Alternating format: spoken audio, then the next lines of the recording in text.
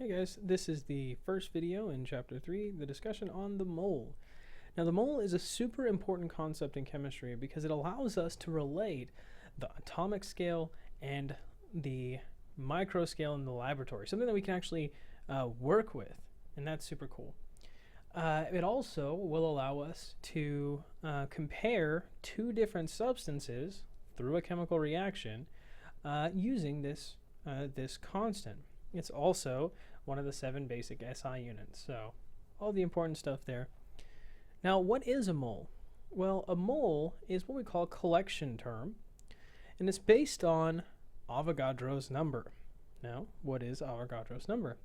Well, Avogadro's number is attributed to an Italian scientist named Amedeo Avogadro, this handsome guy here.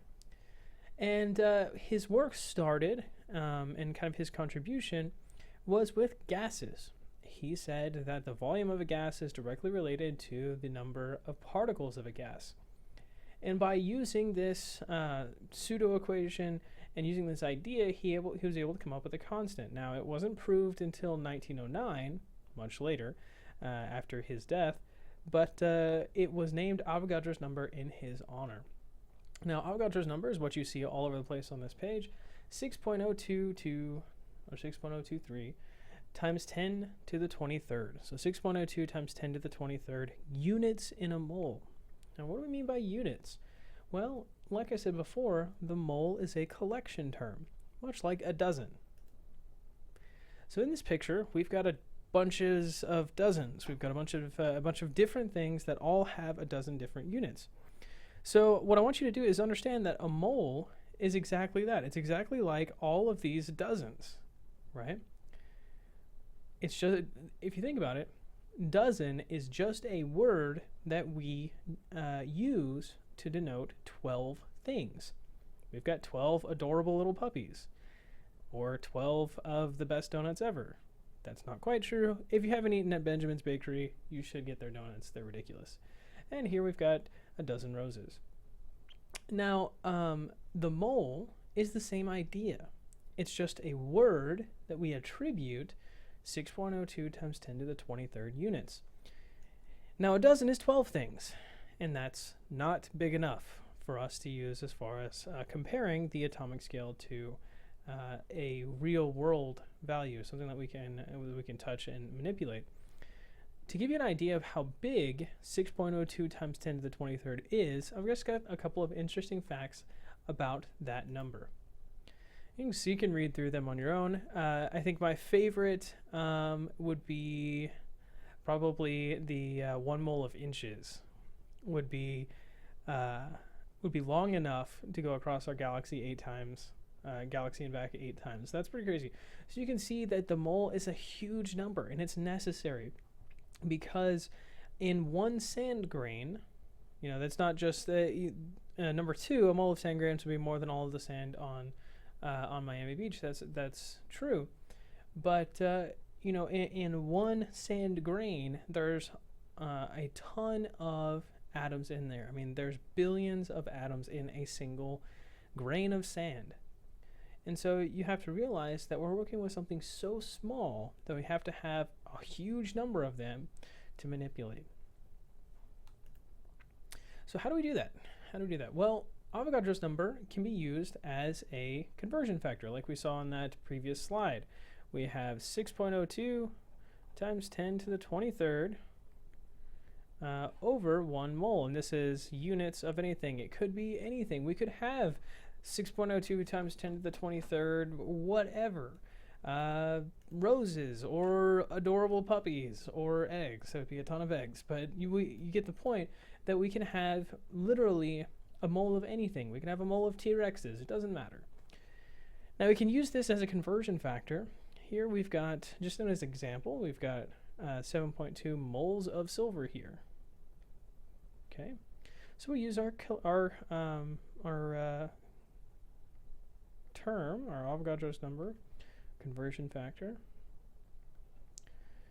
10 to the 23rd, and this would be, and make sure to write the entire thing, atoms of silver. This is if you go back to the video that I did for chapter 1, I said it's very important to write the whole unit. when I did the video of units. This is where it starts to become super important that you write the entire unit, moles of silver. So those cancel, and we can put this in our calculator. Now I've got a calculator that's a lot like yours, so we can look at how to put this in to get our right answer. Okay, if I can bring it up, there it is. Bring it over a little bit.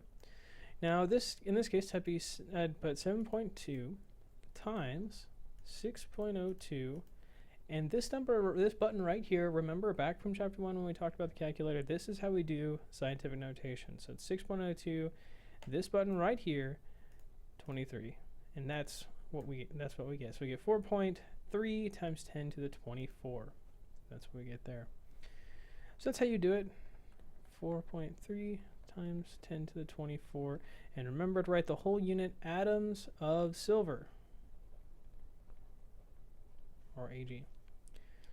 Here we have the opposite conversion, but it's the same thing. Now the first one was atoms, this one is molecules. It's the same thing. It's 6.02 units, right? Remember, it doesn't matter what this word is. It can be anything. It can be sharks or cars or molecules or ions or atoms or particles or whatever.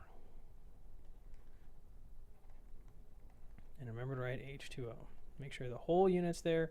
You can see molecules of H2O cancel with molecules of H2O.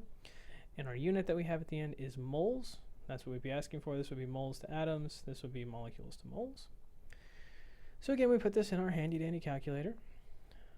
3.23, this button right here, 24. Okay, and we divide that by 6.02, this button, 23, and we get 5.37. Again, taking into account significant figures. Remember, I have two significant figures here, so this number has to have two, and it does. And I think this one, bring that back up. So 5.37 has three significant figures, just like my starting number. So 5.37 moles of water. That's what we have there. So that's an easy conversion. In the next slide, I've got a couple of more difficult ones because you have to understand how these things work.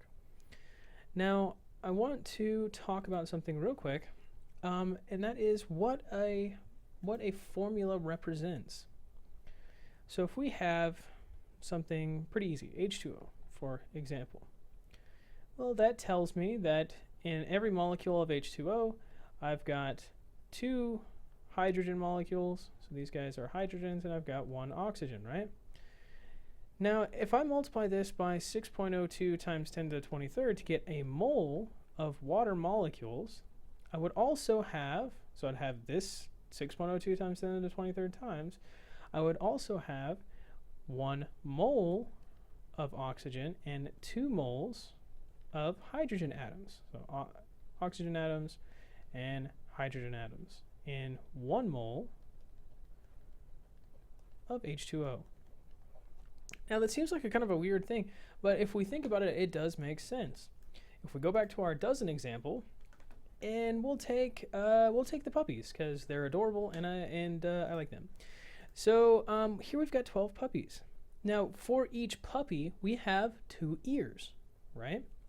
Which means that overall we've got 24 ears, which seems fairly easy and and having to do with nothing. But think about it. How did you know that? Well, you said that there were 12 puppies, right? And for each puppy, there were 2 ears per puppy. Now, we know this is a dozen, right? Just like we know that a mole is a collection term, a dozen is a collection term. So instead of 12 puppies, we can say it's a dozen puppies, just like we would say a mole of water like we did before. So this is a dozen. So a dozen puppies have 2 ears per puppy. That gives us 24 ears on those adorable little guys. Now, we can do the same type conversions, okay? Same type things with molecules. Here we've got moles of oxygen, and that should be up there. So this is in 3.1 times 10 to the 22 molecules of acetic acid. You have to remember what acetic acid is. It is 3.1 times 10 to the 22 molecules of HC2H3O2. So we got 2 oxygens per molecule, right? And we can put that in there. Just like in one puppy there was two ears, in this guy there's 2 oxygen atoms in one molecule, right? Molecule of acetic acid. Molecules cancel. And now we're in oxygen atoms, but we want moles of oxygen. And so we can put in Avogadro's number here. In 1 mole oxygen atoms and 1 mole of oxygen. And we can get our answer, and I'll put it right over here. This one has much the same. We have 3.67 moles. Again, just to point this out, we have the names here. This is how it's going to be on a test. You're going to be given names, not formulas. So you have to remember chapter 2. You have to be proficient in naming molecules in order to be successful in the next chapters, and really for the whole semester. So you really have to get down each chapter in order to get the next one. So this is moles of NH4NO3. Again, so we've got 6.02 times 10 to the 23rd molecules of NH4NO3 in 1 mole of NH4NO3. And finally, we've got 2 nitrogen atoms, 2 N atoms per molecule of NH4NO3. So I kind of got to the edge there, but you can see molecules cancel, moles cancel, and I'm left with nitrogen atoms, which is what I wanted here. So now we can put these in our calculator and get our answers. So for the first one, let me bring my calculator down here. Where would be best? I'll just move it over as I get to it. So we got 3.1 exponent 22 times 2 divided by 6.02 times 10 to the 23rd, and I get 0.10 moles of oxygen. That's what we're asking for there, moles of oxygen. Okay, for the next one, I've got, so we're just going to keep the 2 digits, because I've got only 2 digits there, so our 2 significant figures, 0.10 moles of oxygen.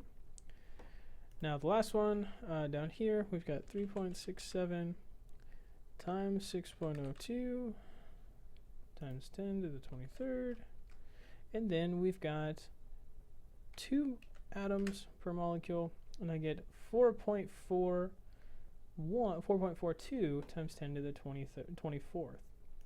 So I get 4.42 times 10 to the 24 atoms of nitrogen.